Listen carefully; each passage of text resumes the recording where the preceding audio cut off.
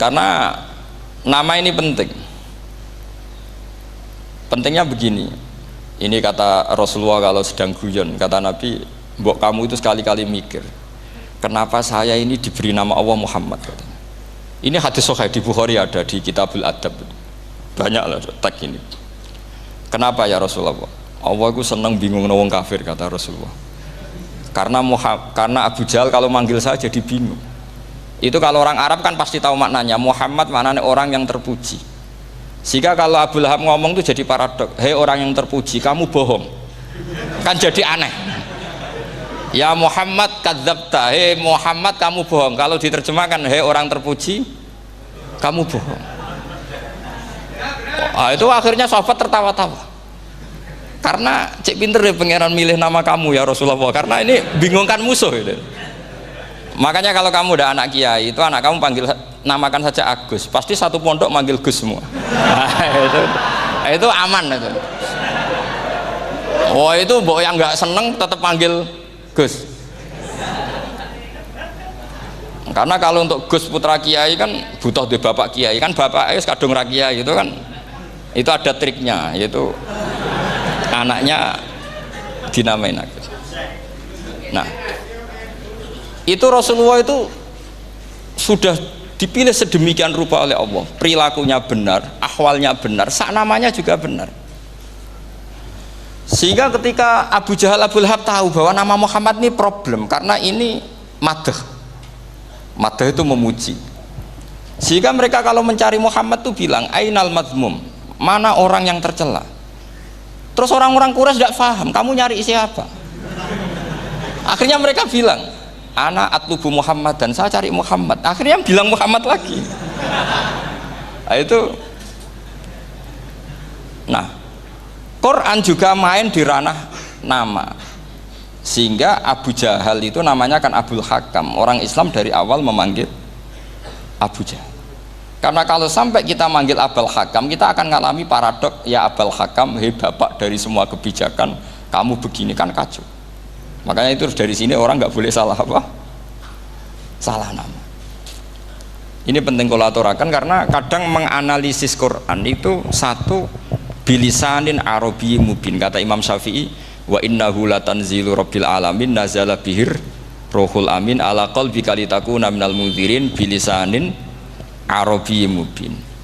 Di antara, kata Imam Syafi'i ini, di antara aturan pokok memahami Quran adalah dia malian bil arabiyah. Dia sangat-sangat menguasai bahasa Arab. Itu masyhur dalam dialek Imam Syafi'i ini. Saman kalau ngaji takrib atau Fathul Mu'in, syarat sahnya tayamum lil musafir itu apa? Tolabul ma', mencari apa? Air.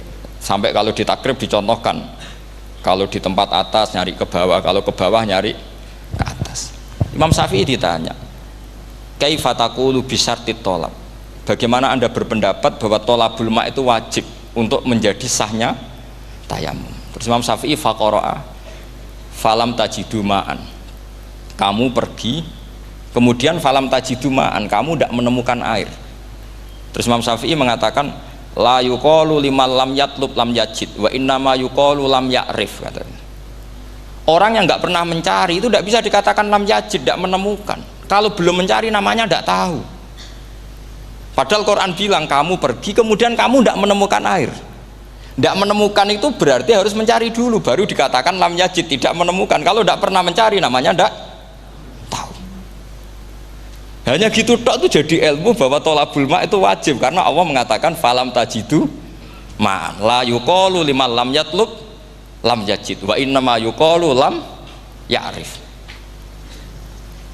Orang dikatakan tidak menemukan berarti setelah mencari kemudian kesimpulannya tidak menemukan. Kalau belum mencari namanya apa?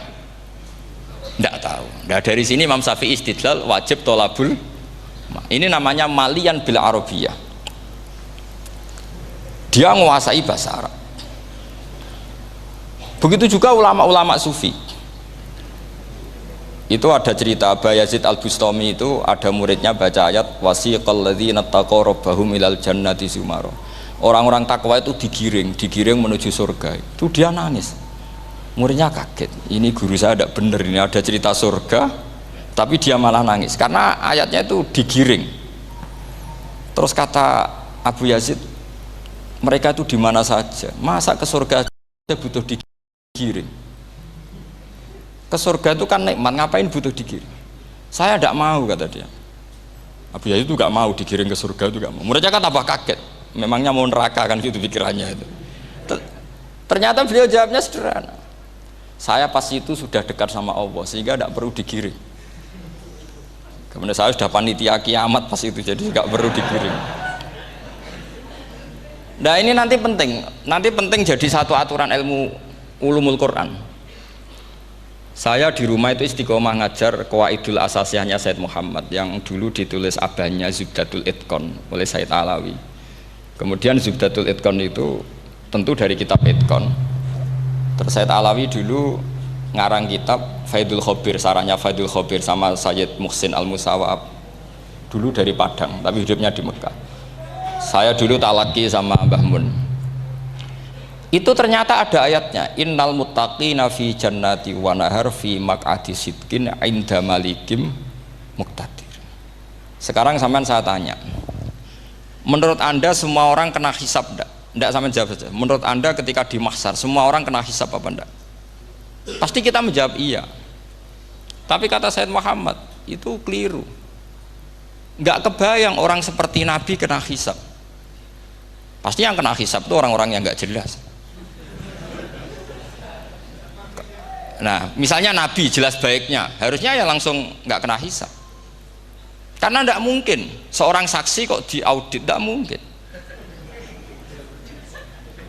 Lo saksi itu di pengadilan kan nggak tersangka, nggak terdakwa, dia tidak boleh diintervensi oleh hakim. Nah Rasulullah ketika kiamat, ketika fil mahsyar, fi faslil qada itu jelas, fa kaifa idza ji'na min kulli ummatin bisyahidi wa ji'na bika ala haula'i syahida. Rasulullah sudah dekat Allah, pas mahsyar itu ada Allah, ada Rasulullah, ada Jibril. Kemudian Nabi itu mengidentifikasi. Ditanya sama Allah, bener mat ini umatmu? Ya, niki umatmu ya. Kalau yang nggak jelas ya Nabi lama jawabnya. Makanya kamu jangan jadi orang nggak jelas. Nah, itu kalau sekali nggak jelas itu Nabi lama sekali jawab. Nah, artinya begini, yang kena hisab itu meskipun kata Said Muhammad, meskipun Dhahirul Quran itu menetapkan asbata umumal hisab, tapi zahirnya Quran yang sama juga menafikan hisab. Itu karena nggak mungkin, nggak kebayang kita malaikat berani menghisab afdalul khalqi.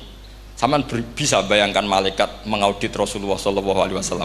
Ahabbal khalqi ilallah. Kepen cilaka mencit ya.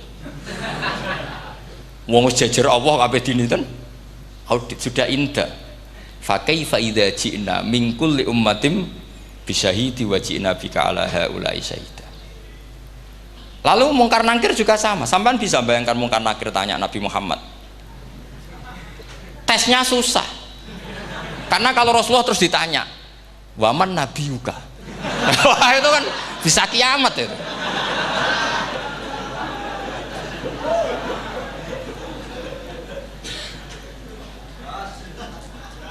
Paham ya?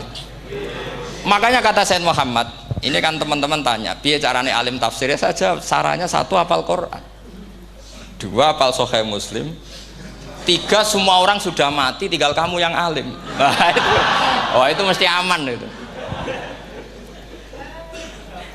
Nah kalau sampean tanya saya, apa buktinya Gus kalau orang tertentu tidak kena hisab? Ya buktinya tadi misalnya innalladzina qalu rabbuna Allahu tsummas taqamu tatanazzalu alaihimul malaikatu alla takhafu wala tahzanu wa absyiru. Mungkar nakir adalah malaikat penakut membawa ketakutan. Sementara para wali ini jelas malaikat kena konstitusi, malaikat harus mengatakan ke para wali alla takhafu wala tahzanu. Padahal Nabi tentu sayyidul auli. Para wali saja malaikat kena aturan kamu harus bilang alla takhafu wala tahzanu wa absyiru. Hei para wali, kamu jangan susah, jangan gentar, kamu harus gembira. Kamu bisa bayangkan misalnya mungkar nakir bawa godok, kata orang kalau dipukul jul sak walang-walang. Kemudian kamu bayangkan si Abdul Qadir ngalami itu, Abdul Hasan Asadali ngalami itu, Abu Yazid Al Bustami. Kalau itu ngalami gitu semua, ngapain kita jadikan mursyid? Kan sama nasibnya dengan kita. Nah, zahirul Quran mengatakan asbatal hisabah, tapi zahirul Quran di ayat yang lain lam yusbit al hisabah. Makanya tadi umumul Quran juga ditaksis dengan muqayyid, yang mutlak ditaksis dengan yang muqayyad, yang mujmal ya sama seperti itu, aturannya seperti itu, ditafsil sama yang mufassal. Sama orang kafir yang jelas, sampean bisa bayangkan malaikat ngaudit Fir'aun, cek kurang penggaweane, jelas eleke kok di audit. Misalnya Abu Lahab di audit, oh malaikatnya celaka mencet, berarti dia gak percaya sama pernyataan Tuhan tabat yada abi lahabiu. Malaikat kok ngaudit Abu Lahab, mungkin Gusti kula ceke nak menawi wonten api lho ki ora tau ngaji Quran tapi wong ayate tabat yada kok cek di cek. Nah, yang seperti ini masuknya kategori ulaikal ladzina, saat terusé mereka yang kafir bi ayati rabbihim wa liqaihi fahabitos a'maluhum fala nuqimu lahum yaumal qiyamati wasna. Jadi ada orang-orang kafir yang jelas kena aturan fala nuqimu lahum yaumal qiyamati wasna. Jelas kafirnya ya gak kena hisab, yang jelas nabinya, jelas wasinya juga gak kena hisab. Yang kena kita di tengah-tengah. Tapi ilmu itu ikut mainstream karena semua orang bilang ada hisab ya kita ikut-ikutan bilang, ya sudah gitu saja. Tapi kalau aslinya ya rapati percaya. Umumnya uang gerono mati ditalkin ya kita melok-melokan nalkin. Tapi kalau kadang ya gak kebayang. Piye nak wali-wali ditalkin. Makanya ada di dunia wali itu ada cerita Rabi'ah Dawiyah, itu termasuk keramat beliau itu. Kali Imam Sibawi kan dalam cerita wali kan ditanya marabbuka, ngapunten niku man mausul nopo istifham. Wah itu malaikatnya ndak pernah khataman alfiyah kan, repot. Kalau Rabi'ah Adawiyah lebih parah lagi, itu beliau tuh nangis sekeras-kerasnya, nangis terisak-isak, dia tersiksa. Ya Allah, engkau itu zat yang paling saya kenali dan harusnya semua makhluk itu kenal engkau, tapi ini hamba engkau tanya engkau itu siapa ya? Itu kan ini orang aneh kata gitu. Karena Allah itu adharud dzahir, kata sampai Imam Sibawi silakan a'raful ma'arif. Jadi wong ora roh Allah wis geblek tenan dari Imam Sibawi. Imam Sibawi kan atas nama dia pakar nahwu pertama mengatakan domir paling makrifat di antara 6 isim makrifat, paling makrifat itu domir. Tapi meskipun gitu a'raful ma'arif Allah, yang paling makrifat dari sekian isim makrifat itu Allah. Artinya satu nama yang orang harus kenal semua. Makanya di antara keramat beliau ketika ditanya wong kok ora tau ngaji fikih men ngaji nahwu wae, gak tahu dia ngaji carane sesuci, carane iddah tuh gak tahu ngaji nahwu. Terus dia tanya bima fa'ala rabbuka, lalu Allah memperlakukan kamu gimana? Terus kata Imam Sibawi ghafaroli, Allah mengampuni saya karena saya orang yang mengatakan Allahu a'raful ma'arif. Ini penting kalau aturakan. Jadi makanya kalau sampean tanya caranya ilmu alim gimana, ya satu tadi, kalau sampean masih banyak orang hidup, syaratnya kamu harus hafal Quran, hafal hadis, hafal sekian ribu hadis, hafal sekian ulumul Quran. Itu kalau masih banyak orang hidup. Kalau sudah kamu sendiri hidup, ya sudah, pokoknya isokulhu ya salim sendiri kan, nggak ada saingannya itu. Makanya kata Sayyid Muhammad, beliau mengatakan kita meyakini umumal hisab ya berdasar zahiril Quran, kita menafikan umumal hisab bahwa hisab hanya yahtassul liqaumin duna qaumin juga berdasar zahiril Quran. Kita percaya semua mayat ditanya mungkar nangkir ya berdasar zahiril ahadis. Kita tidak mengumumkan teks ini juga berdasar zahiril ahadis. Karena malaikat mungkar nangkir juga malaikat, berarti dia kena aturan kalau ketemu para wali Allah takhafu wala tahzan.